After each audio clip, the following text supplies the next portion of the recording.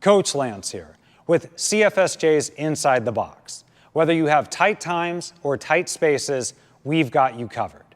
What you're about to follow along with is a 1-hour class shrunk into a 10-minute video. How do we do it? We create pause points, we write out equipment lists, and we give you substitution options to where there is zero thought on your part. So whether you have a hotel room, a hotel gym, or you're lucky enough to be outside, we're going to give you that great CFSJ feel when you're not at CFSJ. So let's take a look at the equipment list. Most of the times fairly minimal, and a lot of times you can substitute these things for things you have around your house, whether it be a water bottle or a filled up backpack. So let's go ahead and grab your phone, let's check out this equipment list, and let's get going.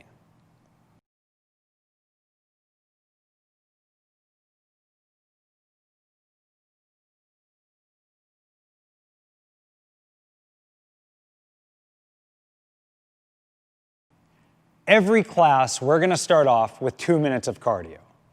Now, if you're lucky enough to have a bike or a rower or a treadmill or the outside, let's go ahead and do 2 minutes of rowing or jogging or biking. If you don't have that, then let's start off with some jumping jacks, some step back burpees, some double unders, or some other method of your choice that you can do in the tight space that you're in. If you need a suggestion, let's go ahead and do step back burpees. The thing I love most about step back burpees is they hit everything at once. So instead of making this a dynamic, we're going to make this a very slow, grindy kind of movement, stepping back, engaging that plank on the way forward, driving those hips open, getting that nice hinge and that hamstring stretch, and working the plank and the push-up. By the time you've done about 15 of these, everything is ready. Now again, it's your choice, so let's go ahead and start those 2 minutes now.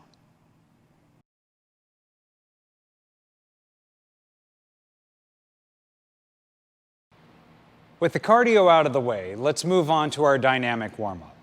Today's dynamic warm-up focuses on 4 main movements. First, the knee up ankle rotation. Balancing through the left leg, pulling that right knee up under its own power, working 5 rotations in each direction, really working that ankle open for good squat mechanics later. Next, we're going to work on piked calf stretch. Similar to a down dog. Let's not try to put too much force on those calves at the beginning. Hinging the hips, driving them to the sky, grounding the shoulders, pushing the hands through the floor, working the heels towards the ground, lengthening the calves. Next, we're going to go into a child's pose for the quadrupedal lat stretch. As soon as you're in a child's pose, let's go ahead and reach that right arm across the body, putting the outside of the hand, putting extreme pressure, feeling that stretch in the lat, giving a second or 2 pause before switching to the other side. We're going to go 10 total here. And lastly, still from that position, let's walk back into a plank, and we're going to go Spider-Man with a double twist. Driving the elbow down to the instep before turning the chest in and away from the knee. Go ahead and give me 10 total.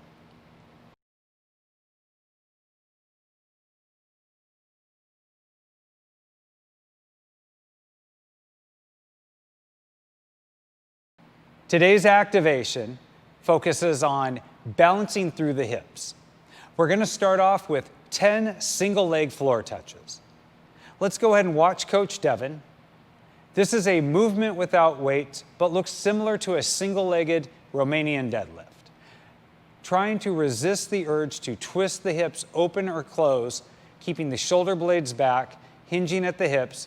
Your first reps may not be your best reps. Be patient with this one. Next, we're going to go into 10 slow tempo air squats. All the proper squat mechanics apply. Pretending almost like you're doing a goblet squat, we're going to slowly pull ourselves. This is not a relaxation, but an active pull into the bottom. Each time you should be going just a little bit deeper, pushing the chest up just a little bit more. And last, we're going to go 10 prone scap activations. Laying face down, almost like you were going to do a Superman, but without taking the head or the chest off the ground. We're going to start with the hands behind the back, bending the elbows, and then pressing overhead. Give me 10. Now, as always, we're going to do 2 rounds of this. You can either rewind and follow along, or pause, and we'll meet you at the next section.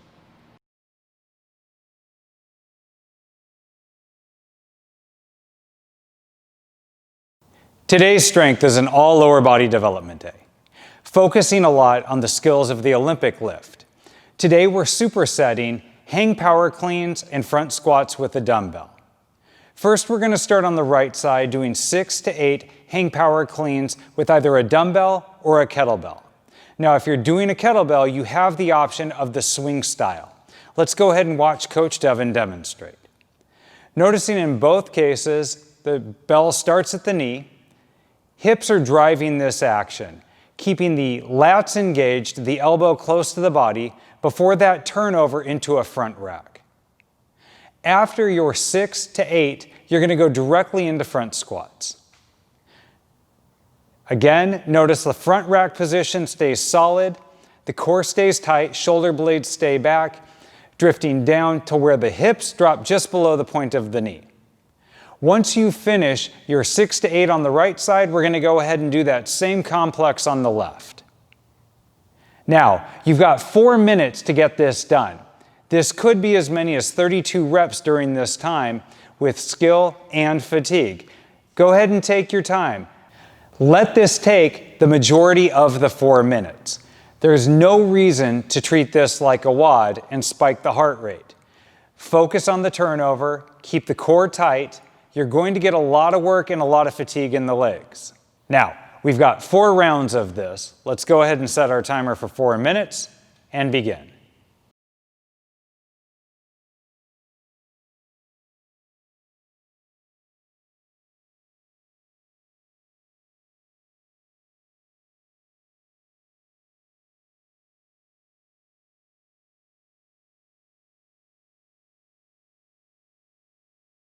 With the strength out of the way, let's go ahead and talk about the WOD. Today's Metcon Drifter is a 2-part workout, starting with a buy-in of 800 meters, followed by 3 different movements: the bent row, the swing, and reverse lunge. Now, originally programmed with the intention of pull-ups, if you have a pull-up bar, you can go ahead and substitute those bent rows for pull-ups. Let's go ahead and talk about that triplet. We've got 3 rounds of 10 single arm dumbbell or kettlebell rows that'll be 5 on each arm. This is meant to emulate the push-up, so the heavier the bell that you have, the better. With that same bell, you're going to go ahead and do either 15 American kettlebell swings or 16 single arm dumbbell snatches. Your choice on the snatch. If your bell is heavy enough and you can actually swing a dumbbell overhead, go ahead and pick your poison. You're going to follow directly into 20 reverse lunges. You're going to front rack that kettlebell, switching halfway through. You're going to actually do all 10 reps on one side before moving on to the other. Let's go ahead and watch Coach Devin demonstrate these movements. With the bent over rows, in a hinge position with the back flat, what you're trying to get the most out of are your lats, a lot like what would happen in a strict pull-up. Let's go ahead and keep that back flat, pulling the elbow past the lats, bell comes into armpit, switching after 5. Next, you're going to take that same bell and either swing or snatch. For the American kettlebell swing, it's a hinge position. Hips go back, back stays flat. This is an all hip-driven activity. Arms stay loose, but just tight enough to guide the bell. Shoulder blades stay back, guiding the bell overhead safely. For the snatch, you're going to start at your knees. Again, hips come back, keeping that elbow into the body, driving the shoulder straight up, elbow turns over, pressing out overhand. You're going to go 8 on the right before switching to 8 on the left. Finishing off, you're going to do 20 kettlebell or dumbbell front rack reverse lunges. It's important that we keep up the reverse on this one. So the front foot stays planted, drifting back, try not to bang the knee. You're going to go all 10 on one side before switching to the other. Now you have 3 rounds of this directly after your 800-meter buy-in. Now, the intention of a workout like today, anytime you have a buy-in, is push that buy-in hard. Usually, it's to totally throw your game off, but try to get the most out of this run. Now, if you don't have the 800 meters to run, don't forget it's a 30-second conversion for every 100 meters of running or rowing that you would do. In this case, you're looking at about 4 minutes worth of cardio to make up for this 800-meter run. Now, let's go ahead, choose your cardio modification if you need it, get your bell in order, get your playlist set, and let's begin in 3, 2, 1, go.